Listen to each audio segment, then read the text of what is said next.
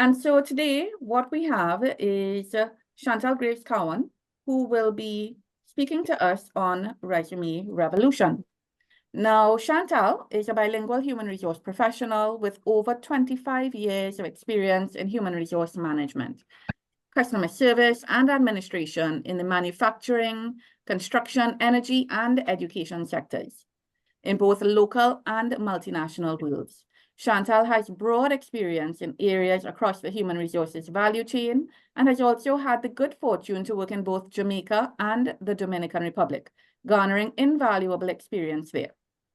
Her passions are all things Trinidad and Tobago, and of course, the field of human resources management. Chantal is the holder of a BSc degree in Management Studies from the University of the West Indies, a postgraduate diploma in Human Resources Management, and a professional certificate in Industrial Relations from the Arthur Lockjack Global School of Business, Mount Hope, Trinidad. She also holds a master's degree in Business Administration from the University of Bedfordshire, England. In addition to this, she possesses certification from the American Society of Training and Development. She's also certified in both the Predictive Index and the 16PF methods of psychometric assessments. At present, she is the Manager of Talent Acquisition at Caribbean Airlines Limited, where she and her team serve as gatekeepers of Caribbean Airlines' most important asset, its talent, its people. So if you all can put your hands together and welcome Chantal to do her presentation with us here today. Good afternoon, everyone. Good afternoon, Fiola. Thank you for that introduction. Let me get right to it.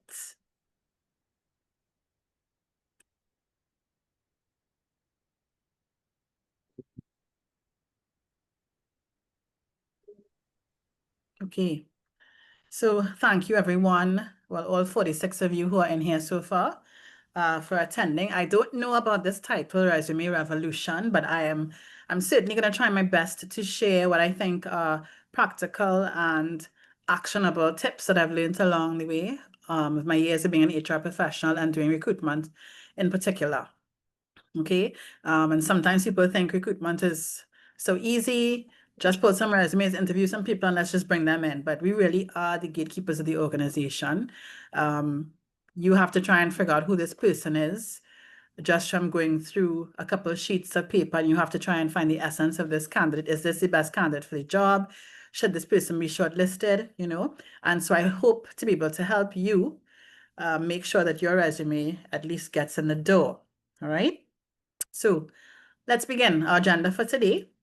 What is a resume? What's in your resume? We're going to look at how to format the resumes. Templates, not too many of those because you'll learn that there's so many different templates, but there's one general rule when it comes to them. We'll have a word about ATS and AI because, of course, this is 2025 and AI is very much a part of all our lives. Resume do's and don'ts, and a little word on outsourcing. Okay, so we're going to start because I know Fiola is very much a stickler for timekeeping and punctuality. So let's go. So what's a resume? And I've learned not to assume that everybody knows everything or something. So we're going to start with the basics and go through everything else. Okay, so a resume is, of course, it's a formal document that forms part of the recruitment process of any organization. And it's important because it is often your only and best opportunity to market yourself and your abilities and to make that strong first impression. All right. When we at Caribbean Airlines are recruiting, for instance, for, let me choose the favorite, flight attendants, we can get anywhere from 700 to 1,500 applications. So how do you distinguish yourself? Okay. So yeah, the resume helps you to set yourself apart from the competition.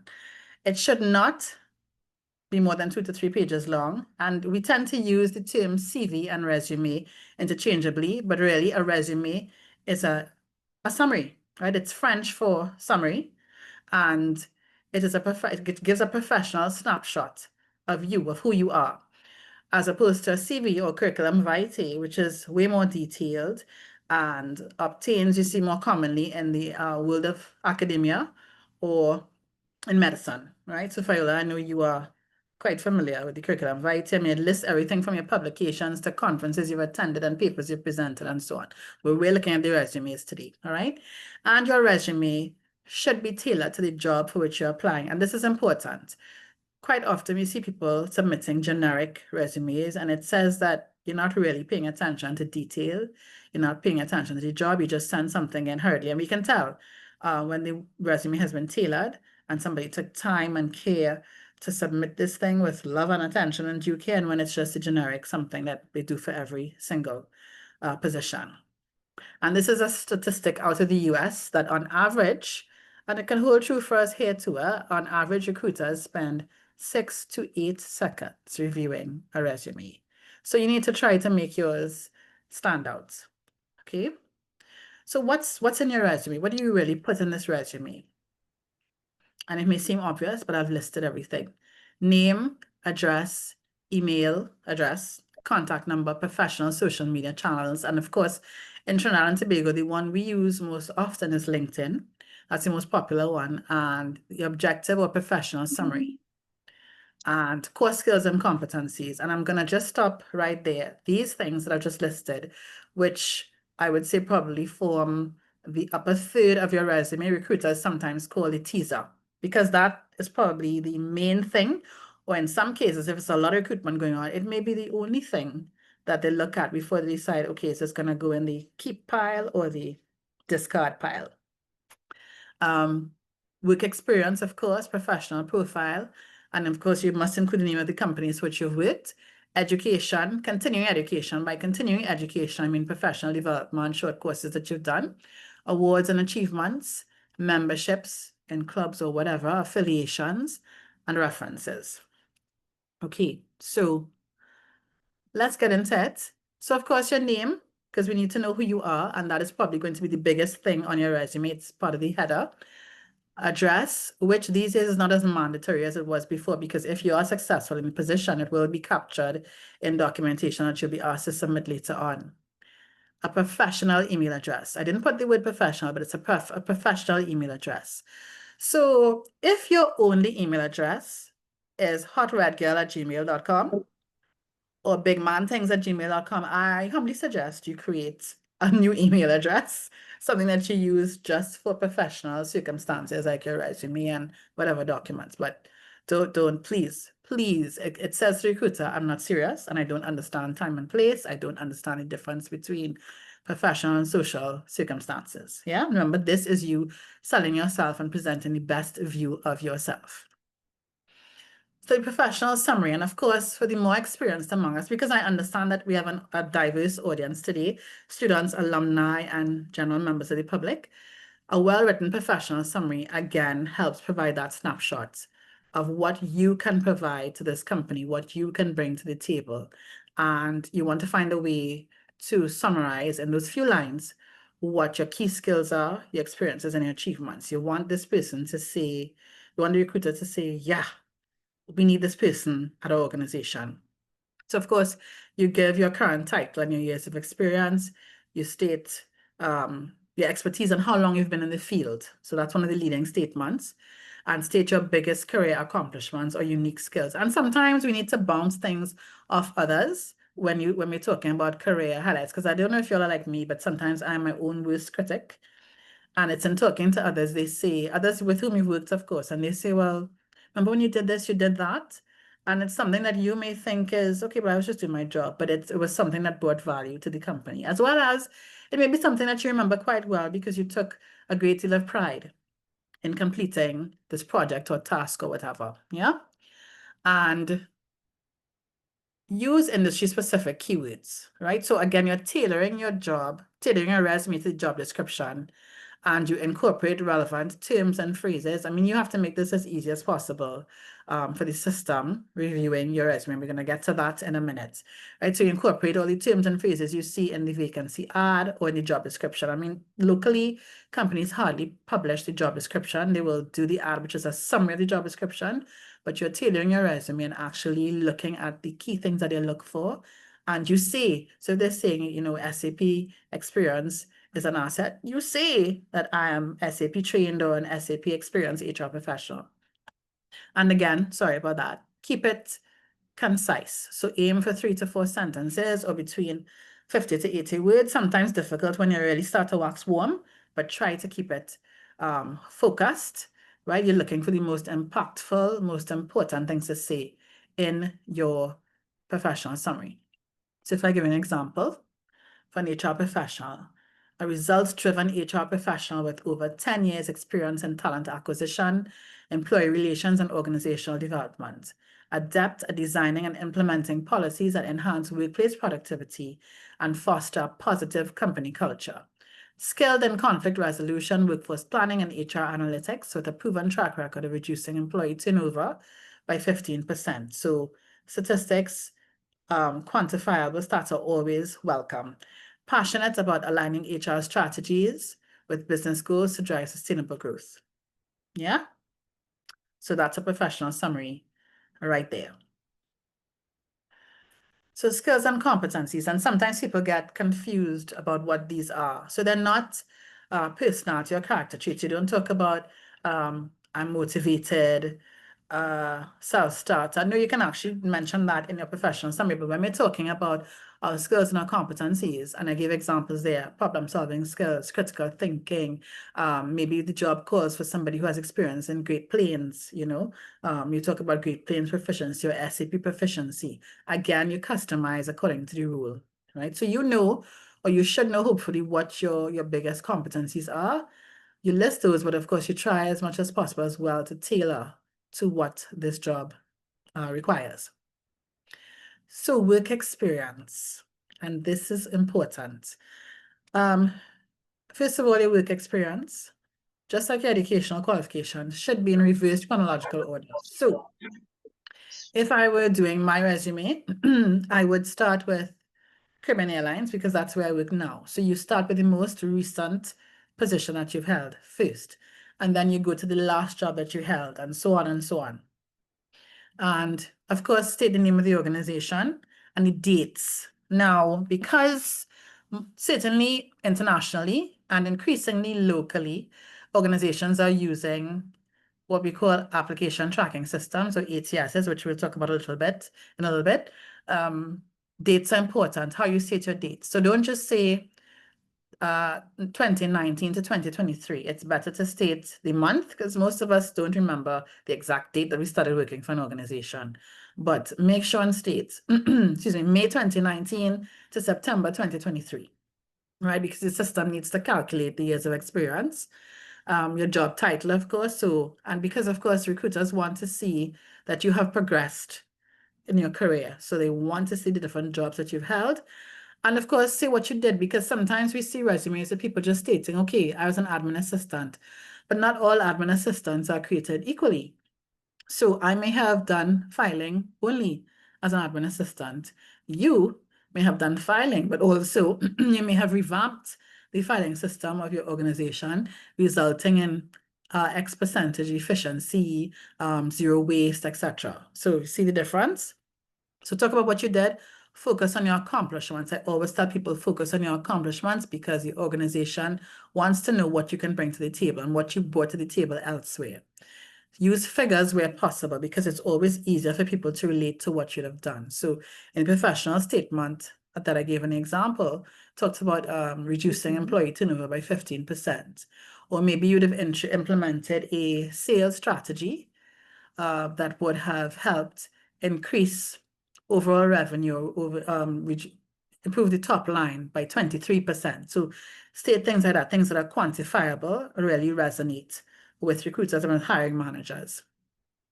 And at the same time, remember, we're trying to keep it concise. So don't overload us on the information. You want to keep focus on relevant information only. All right, so keep it relevant and concise. Are we going at a good pace? Am I going too fast? Okay. So education, again, just like your experience, reverse chronological order. And I know some of you might be saying, oh God, we know this, get to the point, but you would be surprised. We see a number of resumes of people doing it the other way around, all right? Starting at primary school. And by the way, we don't need to know what primary school you went to, just saying. So reverse chronological order, name of institution, qualification, right? So if it is a BSc degree in management studies, etc., or in engineering, electrical engineering, CSAC O levels, and you list going back. Again, we don't need to see that you went to Diamondville Government Primary School and you successfully passed SE. All right. And then list any special honors or awards. So when you're at university, if you made the honor roll, if you won an open scholarship in modern studies, list all those things. Continuing education, again, there's any, and some people say continuing education, some people say additional certification. So you list any other professional certification that you may have done beyond your degree, because of course it's always about continuous improvement. Again, align your resume to the job for which you're applying. Use as many keywords as you can. So memberships and affiliations, and this is particularly important for students and fairly new graduates, because in many cases you have little to no experience. And so what organizations look at would be the clubs that you belong to and things that you'd have done. So you need to list those as well. And volunteerism is big, right? So, because again, if you can give back to your society in that way, our organization as a microcosm of society stands a good chance of you contributing in a big way there as well. All right. So you may not have a lot of professional work experience, but as a member of the Rotaract Club, you would have maybe, I don't know, you would have hosted a fundraising car wash for a children's home in the community, and you raised $1,200 or $4,000. So how you're going to state that is led, because it's always good when you're listing a professional experience to talk about, to use verbs like led, strategized, supported, executed. All right. So led fundraising efforts, hosted car wash event, and maybe also strategize to use led a social media strategy synchronized across all social media platforms to execute a big fundraising event, which resulted in revenue of X amount of dollars for X children's home. So you may not have professional experience, but you have experience gained through volunteerism efforts, and you would have brought results to whatever the target organizations are through your efforts in these clubs. All right. So again, in your professional, I forgot to mention when we were going through professional profile, your work experience, try as much as possible to use words like led, executed, implemented, assisted, supported. Okay. So formats and templates. So we can't talk about formats without talking about, again, ATS and AI. So for those of you who don't know, an ATS is a piece of software used during the recruitment process to scan resumes and then sort and rank applicants automatically. All right, so most ATSs use AI, artificial intelligence, to scan resumes for specific qualifications and keywords to find the most qualified candidates for the role. So this saves us time, but can result in resumes that are not ATS friendly being filtered out. And when it comes to format, keep it simple. Less is more. I can't stress this enough. So remember, I spoke a little while ago about sometimes when we put out the ad, we are trying to recruit for flight attendants, we might get as many as 1,400 resumes. Nobody's going to sit and sift through that. So that's where the ATS comes in handy. And more organizations in Trinidad and Tobago are investing in ATS software and using them. So, which is why I kept talking about tailor your resume to suit the job for which you're applying, right? So you look at the ad, and the ad talks about you want a minimum of 3 years experience in accounting receivables, right? So accounts receivables. So again, the ATS is scanning your resume, and this is why the dates are important, the formatting of your dates that I mentioned a while ago. So put the month, at least the month and year. So September 1996. Everybody here is saying, was she talking about 1996? How old does she think we are? Okay, so September 2011 to May 2015. So put the date so the system can then calculate 3 years and how many months experience. So it knows, okay, I can shortlist this person based on experience. Also, the other things that we want, so the qualifications, so you're very clear, you put your BSc, management studies, etc. So it's very important. If the ad asks for AutoCAD experience or Microsoft project or some kind of experience with some kind of project management software, make sure that you say experience with MS project. MS project. Okay. So again, you tailor your resume to suit the ad or the job description that you have seen. So the ATS will pick you up, because many times now these days, the first recruiter you meet is not a human one. Your resume will be viewed by what I call an electronic recruiter before it gets to the human recruiter. And you want to make sure that yours stays in the keeper's pile and not the trash pile. So in your format, you have headings. Please don't use headers and footers because those aren't ATS friendly, all right? So use your heading for your name. And as I said before, that's probably going to be the biggest line on your resume, your name. And the recommendation here is to use 16 to 18 point font. So you make your name stand out. I can easily see your name as a recruiter. Section headings, you get a little smaller, so you go to 12 to 14, even 16. And bold, because again, you can't use too many colors. So you bold to differentiate the headings from the rest of everything else. And the normal text, the body of the text, stick to 10 to 12. And to keep it legible, of course. So you're trying to put as much content in as possible, because remember, we are not exceeding 2 to 3 pages. But you also don't want people to have to look through a microscope to see what you're writing, to see what you've typed. And the margins, aim for, as it says here, 0.5 to 1 inch margins right around the document, because you want to have a crisp, clean looking resume.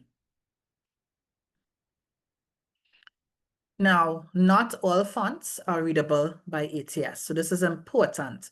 Please note. And again, not every organization is using an AS, but you don't know which ones are.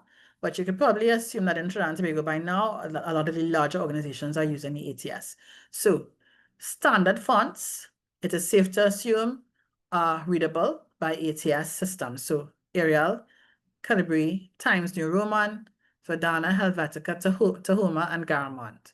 So we'd love to get fancy and stuff, but this is not an art class. Stick to these, because the others, when the ATS scans it, sometimes it distorts the font, can't read it, and it just discards it. So you don't get shortlisted. And your content may be good, but just because of the font not being readable by the ATS, you're out.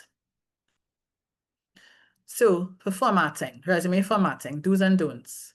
Do use bold, as I said, like your headers, your headings, and so on. You can bold to make them pop out and stand out.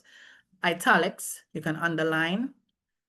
Colors, but not too many. Do not use multiple colors, okay? Maybe 2 colors, 3 at most, and bullet points are more than fine. Do not use tables, logos, images, graphics, headers and footers, because these are not ATS friendly. And again, what may happen in the end is that the ATS will not pull your resume, will not shortlist it, because it gets confused. It's not able to read. Okay.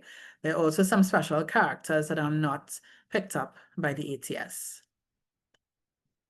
And there's some ATS, some websites actually that can help you, that can scan your resume. They ask you to upload your resume into the site in much the same way that you might upload an assignment, students, to turn it in to make sure that you're not charged with plagiarism when you submit your assignments. So you upload and they scan your resume to let you know if this resume is ATS friendly or if you need to redo certain parts of it. So that is also an option while you're doing your resume. There's so many aids to us these days. And just an example of a template. So there's a lot of text here, but he has kept this to 1 page, which is why there's a lot of text, but it's still clean. You see just the strip on the side with key information. So this snapshot of his bio data, right? So my name, my telephone number, and email address, education, certification, skills, everything at a glance, right? So group and individual instruction, high school math education, progress reporting, communication, interpersonal skills. So physical stamina. So for me, not all those things are competency, not even for me, just for a recruiter, not all those things are skills. But we talked about actual skills, not personality traits, right? When you're listing your skills and your competencies. And if you note here, his name really is the biggest thing on your resume. That's the biggest font you're going to have because you want that to stand out. The professional summary. So he gives a little snapshot of himself, work history, and of course, 2011 to current. So just as we said, reverse chronological order. So he lists the date, his position, and the name of the organization, Cherokee High School, and listed a couple of other things, main things that he would have done. And he has gone, of course, he's going back in time. And then additional skills, languages, and he gives his skill level in the languages that he speaks. So that is a possible template. And the internet is replete with examples of templates that you can use free of charge, some you pay for. So some resume do's and don'ts. Do align, I know I sound like I'm on repeat on YouTube here, but align your resume to the job for which you're applying. Use keywords from the vacancy ad or the job description because the ATS is more likely to pick you up and shortlist your resume if you do so. And don't be ashamed to, okay, it's, as I said again, it asks for experience in XYZ reservation system. State it.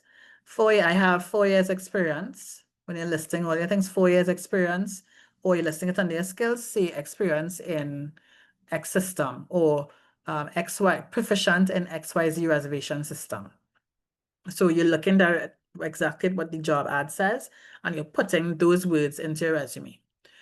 Sell yourself, your accomplishments, quantifying where you can. So some of us have this thing where we say, my work will speak for myself. I don't want to boast. Okay, don't boast.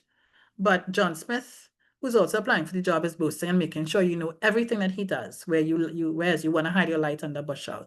So take a no short list, okay? Sell yourself, as I said, and quantify where you can. I'm seeing a question, but I know we have a question answer segment after, so maybe if you can save your question to then. Be specific. Include your professional development, as I said, as your continuing education, because you want to show that you believe in continuous improvement. You don't rest on your laurels. You're always looking for more knowledge, which will only redound to the benefit of yourself and the organization.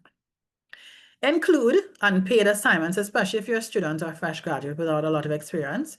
Unpaid assignments, sorry, internships, volunteerism, where you have little to no work experience. Include all relevant details and keep your format as crisp and clean as possible. Okay? Don't exceed 2 to 3 pages. We talked about that. Don't overload on information, especially if it's not relevant to the job. Don't use overly fancy fonts. We talked about which fonts to use. Multiple colors, tables, and other visuals like logos, which will not be read by the ATS and will serve as a disadvantage to you. Don't necessarily use company-specific or industry-specific acronyms unless you see some of those industry-specific acronyms in the ad, because again, the ATS will not be able to read it. Or even if it gets to the human recruiter, they don't know what you're talking about. So if you work at a company, I don't know, an oil services company, and they have their own specific acronyms, because a lot of companies have their own acronyms that refer to things that they do for efficiency or some of their own processes. The ATS doesn't know what that is, and the recruiter doesn't know what it is either, okay? So sometimes you have to just list out whatever it is, write out the full meaning. And do not misrepresent your experience or credentials. Let me tell you something. If you want to piss off a recruiter, exaggerate or downright lie, right? So there have been a couple of experiences for me and for other persons. I know other HR professionals and recruiters who have had perhaps a candidate say they list under education ACCA, or they say BSc in management. So they're shortlisted and they have some of the experience. They come in front of the interview panel, and when somebody starts to do a deep dive and they say, or even before that, when the recruiter asks you for your certificates, I say, where's your degree? Well, I'm really due to complete in 2025. So you don't have a degree. Unless you have a certificate or a letter of completion from the institution, you don't have it. So I can't bring you in front of the panel unless, of course, the ad were to say BSc in this, 5 years experience in this, or a relevant combination of qualifications and experience. Then we could say, okay, bring this person and the degree is due to be completed in X time. But particularly for state enterprises where the Freedom of Information Acts can be invoked, and you want to make sure that everything you do is by letter, you can't say that you have X when you don't have it. So what you're doing is just wasting people's time, and you're wasting money as well. And also, you're not presenting, because remember, you try to present the best version of yourself at all times for this position. So people start to have questions about your integrity. And the next time you apply, it may affect your chances. Okay? So please don't ever misrepresent your experience or your credentials. So I call it outsourcing, but it's just my version of outsourcing. You know, these days, almost anything can be outsourced. So AI is just a part of our lives now, whether it's ChatGPT or just normal old Copilot. AI can be used for so many things these days. So you can actually have AI help you write your resume. However, I caution you, because at the end of the day, AI is still not a human that can decipher everything down to the last detail. And you have to know exactly what you're looking for. You know, again, that you're trying to tailor this resume to suit the job for which you're applying. So don't just have AI write it and you say, okay, that's it, I have it in the bag, I submit it. No, go through it very carefully. You may have to change certain things because AI may have written it a little off, a little way off from what you wanted in terms of this particular position. Also, internationally for sure, but locally there are as well a couple professional resume writers. I can't give details on their fee structures, but there are a couple really good ones out there. But I would really recommend that more for people who are maybe mid-management level or at the executive level, and where you really want to pitch your resume at a different level, at the next level. But there are those persons out there who will do a pretty good job for you in terms of authoring a resume for you. And there are lots of other resources out there as well. As I said, there's a site called jobscan.com that can ask you, and resumenow.com as well, that ask you to upload your resumes onto their site so that they can scan and give you an assessment of how ATS friendly your resume is. There's also indeed.com, which gives tips on resume writing and right down to the interviews. Okay. So we went through there pretty quickly in terms of tips on resumes. I went a little over my allotted half hour, but are there any questions? Viola? Hi. So thank you Okay. very much, Chantal. That was a very in-depth and thorough presentation, and I I appreciate hope it. it helps somebody out there.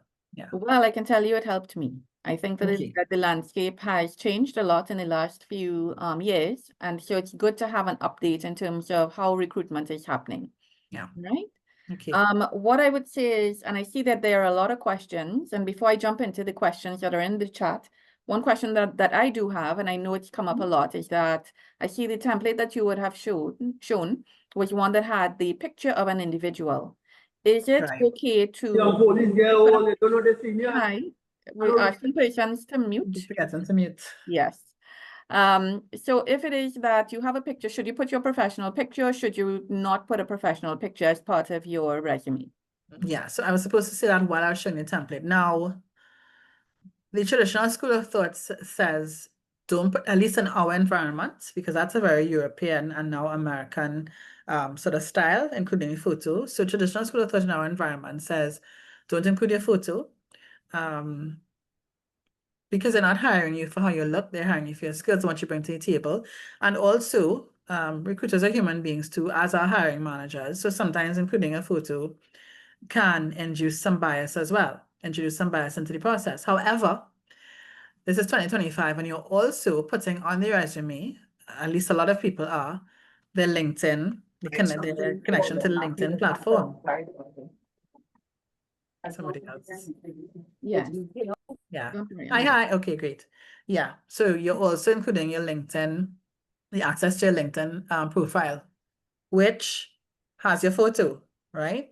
So, I mean, I still say don't include the photo in the resume. And if the recruiter or the hiring manager want to go check out your LinkedIn, they can do it, which is where they'll probably see a photo of you, but I wouldn't put it on the resume. Okay.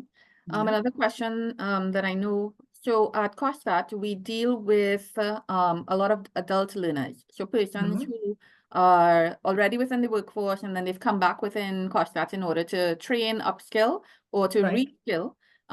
Or maybe it is that they would have had a career and they are looking at their second career overall.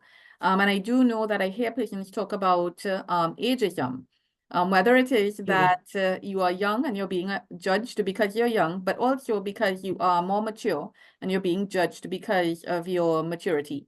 And you talked about the need to put in the dates of employment. How far back should they give in terms of their dates of employment if they are concerned about being disenfranchised as a result of their age? Yeah. And particularly is it that you should only put the last 5 years, 10 years, 20 years? How far back should they go? That's an excellent question, actually. So again, we're talking about tailoring our resumes to suit the job. Yeah. So you want to put the experience that you think is relevant to the job. And for the rest of it, it's not that I've never worked before. So what I would do, I would put focus on maybe the last 3 jobs that I think are relevant to the position and put the detail there in terms of things that I've done, led, executed, strategized, blah, blah, blah. Remember the keywords that I used. And the others, I'd probably just list the positions, right? So you probably don't have to go back to the first trainee position that you held, but I would still go back and just list the companies and the positions that I've held. Maybe not necessarily dates, because the first 3 positions that are relevant to the job that I'm applying for are the ones where you want the ATS or the recruiter to be able to calculate, okay, how much experience you have, etc. Right? And if anything, that can come up in the interview after, and you can discuss that. But recruiters, and again, we are all human beings, so everybody has a bias. But of course, we are not supposed to engage in ageism. I remember I was looking for sales manager once, and we were using an agency, and they asked me, a lot of the sales managers who have what you're looking for would probably be like 50 or close to 50 on the other side of 50. Do you have a problem with that? My thing was, can they do the job? Can they elevate our sales efforts to the next level? So let's go with that. Once they have the energy for it, they have the proven track record, and they can lead the team, because it was a huge sales team, and that is a big part of the job. Let's go.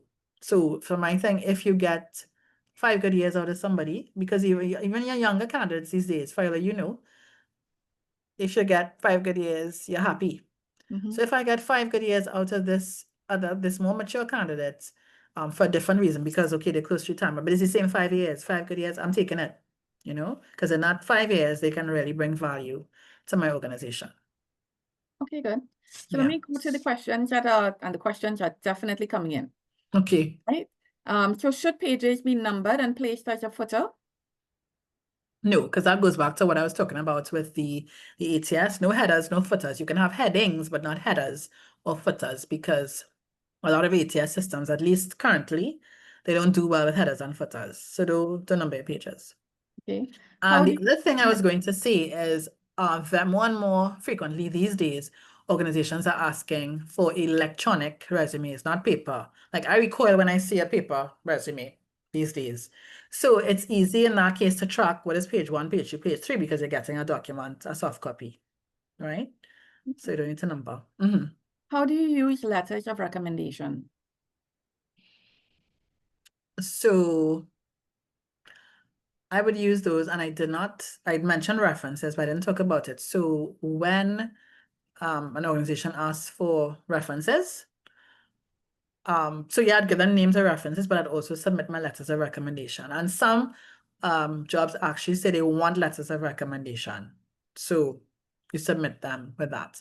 But when they ask for reference information, you can submit that as well. And by the way, on your resume, I prefer to see, because remember, you're trying to keep it concise, references available upon request. So, because I'm only going to need them if you're moving to the next, maybe phase number 3 of the process, or we're going to hire you. So don't bother to list out everything then. You'll be asked for it at the appropriate time. Should a cover letter always accompany your resume?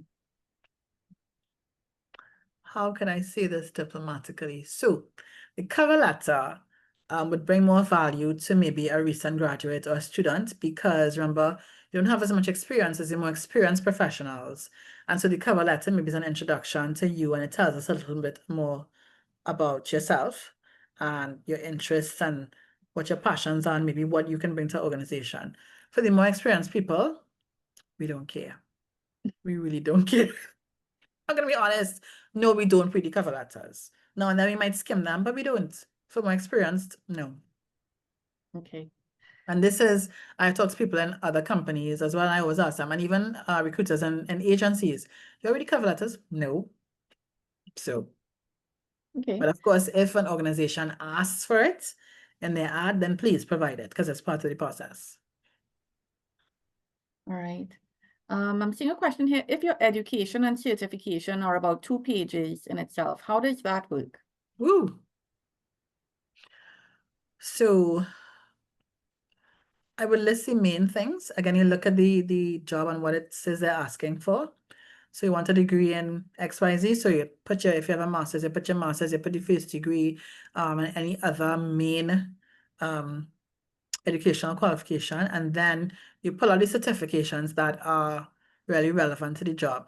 And maybe you can She put a probably note. exchange with one of them. With a lot You of could probably put a things. note later on. Hopefully, she could exchange Hi, it. hello. Right. You could probably put another note later on, lower down to say other certifications available or done, or information other certifications available. Right. So you pull the ones again, it comes down to relevance. So the ones that are most relevant, and then you can just put a note saying information other certifications available on request. Okay. Mhm. How many skills and competencies should you list on your resume? As many as are applicable to the job. So again, no overload of information, right? Remember, that's one of the ground rules. But if the ad says we want great interpersonal skills, you want somebody who has sound critical thinking, we have this, we have that, and they list about 8, put the 8, and then you can add 2, which is, I don't know, you have a foreign language capability, which, by the way, is an added plus in 2025, right? So if that ad focuses on 8, 9 things, you put the 8, 9 things if you think you have all of them, and you can add a couple other key ones, right? In a multinational organization, they may not talk about the bilingualism, but in a multinational organization, that is always an asset. So you add something like that, right? And it's just about how you present it. So if you have 12 things, instead of listing them all down the page, maybe you can do like 2 columns and you have, you know, almost like bullet points. So you have, it's 12, but it's really 6 coming down the page. Okay, that's Mhm. a good idea. What is the most important thing employers look for first when reading a resume? So again, so much goes back to what does this job require, right? So I was looking this week at an executive manager position. So I looked first for the qualifications because that's what gets you in the door. That's the basic, right? So the ad says a master's in marketing, customer experience, etc., be an asset, but the minimum requirement is that BSc in management, right? So you're looking for that, or in marketing.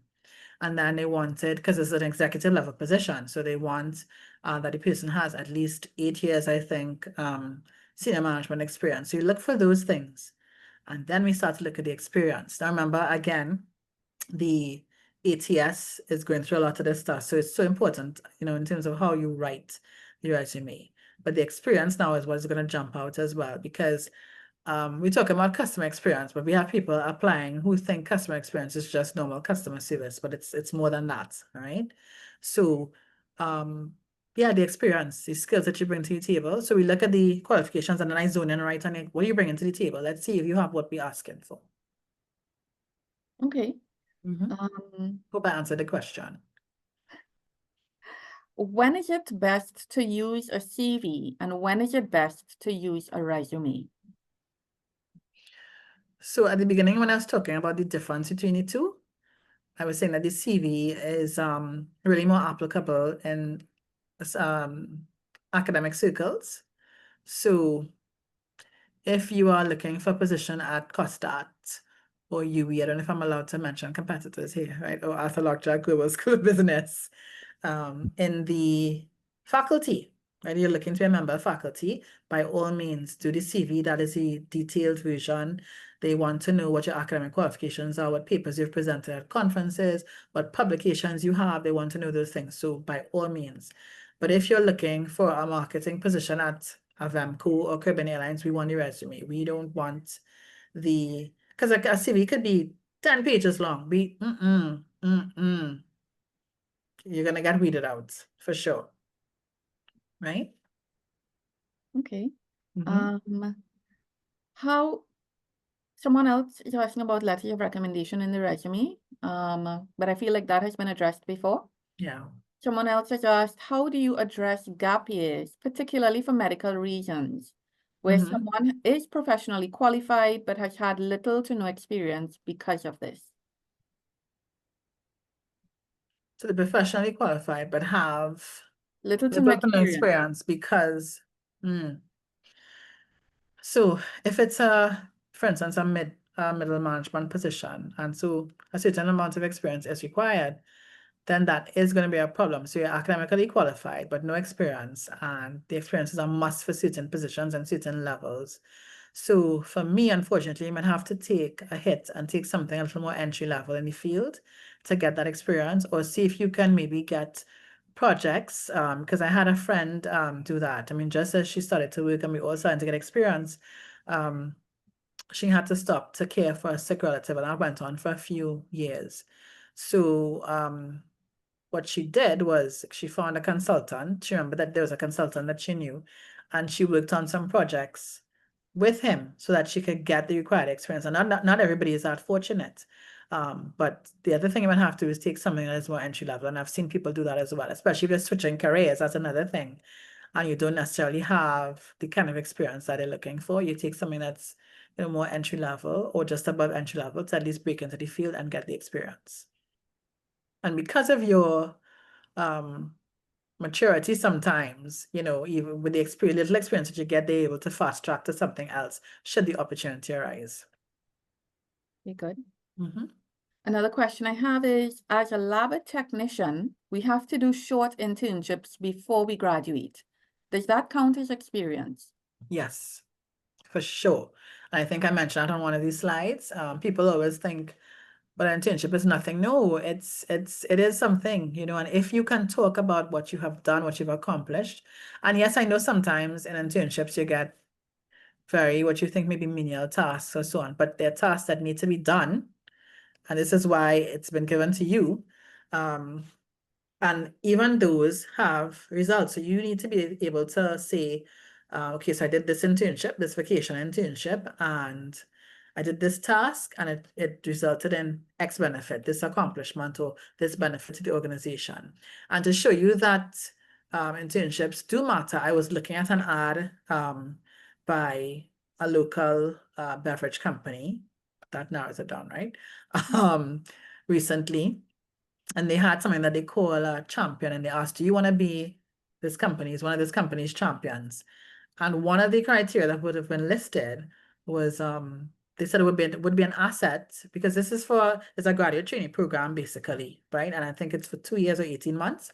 But they're saying if you had an internship, even a vacation internship, that would be considered an asset. So yeah, your internships count, and please don't omit them, their experience.